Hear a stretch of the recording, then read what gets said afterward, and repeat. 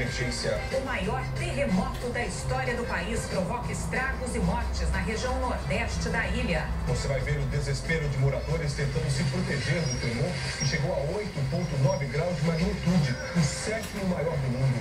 Os serviços de transporte e comunicação foram afetados. Há incêndios em prédios e refinarias de petróleo e até usinas atômicas. Atingiu cidades costeiras. Ondas de até 10 metros de altura avançaram sobre o continente e arrastaram barcos, carros e construções. Uma imagem impressionante. O momento em que um redemoinho se forma no mar, bem perto de um barco. O alerta de tsunami vale para 50 países e territórios. 250 mil brasileiros vivem no Japão. 17 mil perto do epicentro do terremoto. Você vai acompanhar a aflição dos parentes aqui no Brasil. E saber por que os efeitos do tremor foram registrados nos aparelhos da Universidade de Campinas, no interior de São Paulo. O Japão foi sacudido hoje pelo pior terremoto da história do país, um tremor de 8,9 graus de magnitude, o 7º maior já registrado no mundo. O terremoto foi registrado perto da cidade de Sendai, no nordeste do país, como a gente vê aí nesse mapa. E nós vimos ali, às 2h46 da tarde, hora no Japão, 2h46 da madrugada aqui no Brasil. E não foi apenas um terremoto, não, foram vários. Os tremores provocaram ondas gigantes que ameaçam o litoral de 50 países, ilhas e territórios. O nosso correspondente no Japão, Roberto Kovalik, mostra o que aconteceu por lá. As ondas de 10 metros de altura chegaram à costa nordeste do Japão de uma forma devastadora. Levaram tudo, barcos, carros, casas, caminhões e contêineres eram levados pela água do mar como se fossem miniaturas de brinquedo.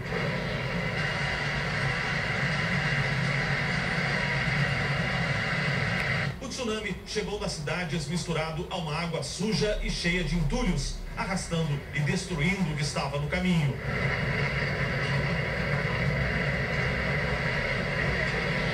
A força da água formou um redemoinho gigante que engoliu um barco. Navios e balsas eram jogados contra pontes e estradas. A cidade de Sendai foi a mais atingida e devastada. Veja a onda invadindo o aeroporto da cidade. As pessoas correm para o alto do prédio. Esta avenida foi partida ao meio e um lado cedeu. Afundou quase 1 metro. O asfalto rasgou feito papel. A terra rachou. O tsunami foi provocado pelo terremoto de 8,9 graus de magnitude que fez o Japão tremer por volta das 2 da tarde, madrugada no Brasil.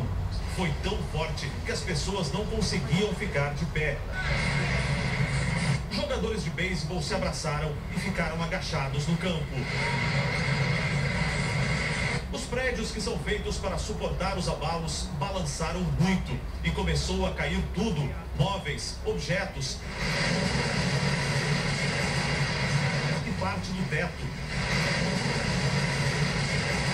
Esta é a redação de uma TV japonesa. No supermercado, as mercadorias foram parar no chão, portas de vidro trincaram. A tubulação de água também não aguentou e estourou. O parlamento japonês estava reunido na hora do terremoto, que foi seguido de uma série de choques secundários. Um deles, de 7,4 graus, quase tão intenso quanto o primeiro tremor. Houve incêndios em várias cidades e há risco de um acidente nuclear. As 4 usinas atômicas do Japão ficam na região do tremor. A pior situação é da usina de Fukushima. Houve falha no sistema de resfriamento dos reatores e o governo emitiu um alerta de emergência.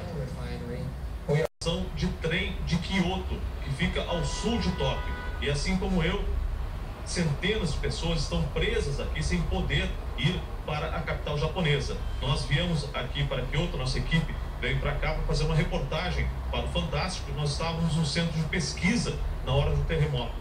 Apesar de o terremoto ter sido mais fraco aqui na parte sul do país, a gente pôde perceber o prédio balançando na hora. Mas terremotos aqui no Japão acontecem a toda hora. Então nós achamos naquele momento que era um desses terremotos que ocorrem com frequência aqui. Só depois, quando recebemos mensagens de texto de pessoas que estavam preocupadas conosco, nós nos demos conta da magnitude desse terremoto. E aí tentamos ligar para nossos parentes para saber, afinal, como eles estavam, e o sistema telefônico não estava funcionando.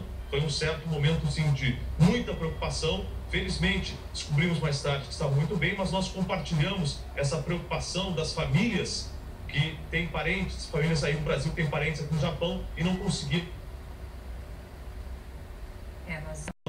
Em Tóquio, apesar de a cidade ser relativamente longe do epicentro do terremoto, a sensação foi muito forte. As informações que nós temos aqui dos colegas de trabalho da IPC, afiliado da Globo, dos parentes e amigos, é de que a cidade tremeu muito. Houve incêndios na capital japonesa, as pessoas ficaram presas sem poder sair. Nesse momento já são 1h20 da madrugada, ainda há engarrafamentos enormes, centenas, milhares de pessoas nas ruas tentando voltar para casa porque os trens pararam de funcionar, todo o sistema de transporte da capital japonesa parou de funcionar e os tremores foram efetivamente, mesmo na capital, muito fortes. Agora, a situação mais dramática foi na província de Miyagi, que fica perto do epicentro, e no distrito de Wakabayashi, que fica na capital Sendai, foi onde realmente houve a situação muito dramática. Agora há pouco foram encontrados de 200 a 300 corpos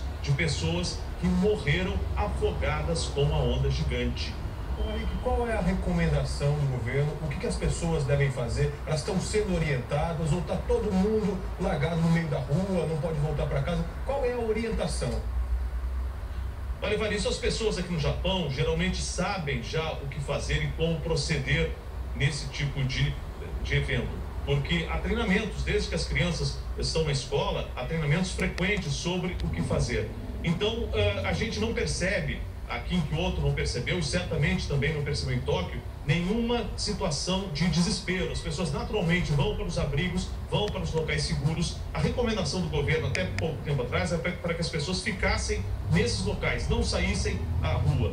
Como agora a situação em Tóquio e nessa região sul está um pouco melhor, as pessoas estão voltando para casa. Mas atenção, os tremores não terminaram, principalmente no norte do país. E segundo informações que chegam até aqui, em alguns momentos, esses tremores ocorrem em intervalos de até 5 minutos entre um e outro. Portanto, a situação ainda é bastante preocupante. No Japão ainda era madrugada quando as sirenes tocaram. Veja aí o momento exato em que o alarme soou. Milhares de pessoas fizeram filas em postos de gasolina antes de se deslocar para os lugares mais altos das ilhas. As ondas começaram a chegar no arquipélago 3 horas atrás com pouca força. O nível do mar subiu pouco mais de meio metro. Mesmo assim, os cientistas ainda esperam a chegada de ondas de até 2 metros lá no Havaí. Daqui a 1 hora, as ondas devem atingir a costa oeste aqui dos Estados Unidos, na Califórnia. E a previsão também é de que elas tenham no máximo 2 metros de altura e cheguem com pouca intensidade. O Serviço Geológico Americano estendeu o alerta de tsunami para toda a costa do continente americano. Como vocês podem ver no mapa, vai aparecer agora, é uma área muito grande. Ela vai, veja só, do Alasca, no extremo norte, até o extremo sul do continente, lá no Chile. Além disso, regiões da Rússia e da Antártida também podem ser atingidas. No total, 50 países e territórios já receberam um alerta emitido pelo Serviço Geológico Americano depois do terremoto. A tsunami deve chegar à ilha de Páscoa, na costa do Chile, por volta das 11 horas da noite, hora de Brasília. O presidente do Equador decretou estado de emergência e pediu que os moradores da costa das ilhas fossem para lugares mais altos. O governo da França fez a mesma coisa, alertou os seus cidadãos que moram em territórios do Pacífico para que busquem áreas mais elevadas. Rússia e Filipinas, 2 governos também que ordenaram que as pessoas saíssem de áreas de risco. O presidente Barack Obama prestou condolências ao Japão pelas vítimas que não param de surgir e ainda ofereceu ajuda. 3 navios de guerra da Marinha Americana já estão prontos com ajuda humanitária, estão prontos para ir para o Japão, basta o governo japonês pedir. E também já foi oferecida ajuda vinda da China e da Coreia do Sul. A ONU vai mandar 30 equipes internacionais de resgate para essas regiões atingidas. Tarde, procurei entrar em contato com minha esposa que estava no trabalho e ela disse que todos estavam saindo do ambiente de trabalho, né, e indo para a rua porque estava tremendo, estava balançando lá o prédio onde ela trabalha, e imediatamente algumas pessoas já entraram em desespero, começaram a chorar, né? Tentamos entrar em contato com a minha sogra, a mãe dela, e a princípio foi um pouco difícil. Os celulares ficaram bloqueados, né, por algum tempo. Depois nós conseguimos falar com ela e ela disse que lá não havia energia elétrica. Há uma infraestrutura, né, há uma estrutura que está tentando minimizar a situação. A maioria das divisórias nas casas, paredes, né, elas são todas construídas já, né, para não receber tanto impacto e, caso venha a desabar, né, não causar muitos ferimentos. Bom, a coisa aconteceu por volta das 3 horas e nós iríamos iniciar o treinamento. Então, todos sentimos, né, os atletas também, mas não foi uma sensação muito ruim. Nós completamos o treinamento e só depois do treinamento é que nós soubemos da gravidade e da magnitude do terremoto, né? Moramos em Nagoya e eu moro com a minha esposa e minha filha. Como no Japão ocorrem inúmeros tremores diariamente e a maioria deles é imperceptível, nós encaramos esse fato com uma certa naturalidade. Já moramos aqui há 2 anos. Viemos a saber realmente da extensão dos danos depois que nós conectamos a TV e recebemos informações de alguns amigos locais também. Aqui em Nagoya não tem grandes danos, para dizer bem a verdade, nós não temos informação nenhuma de nenhum dano e nenhum ferido. E a comunidade brasileira aqui também tem treinamento para reagir numa situação como essa. Então, aparentemente está tudo sob controle, porém com um nível de alerta bastante elevado para reagir sob qualquer circunstância. As imagens começam no quarto dela.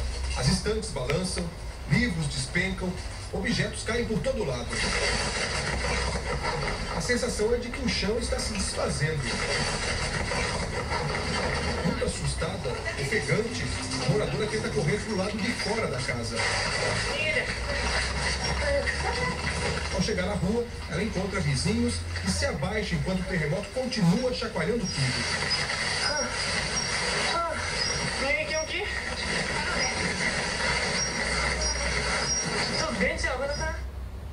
Havaí, onde a maré subiu 60 centímetros. Ela relatou que viu muita gente na rua empurrando carrinhos com água e lanternas e que um alarme tocava insistentemente na rua. A internet também está sendo usada para divulgar informações sobre brasileiros desaparecidos.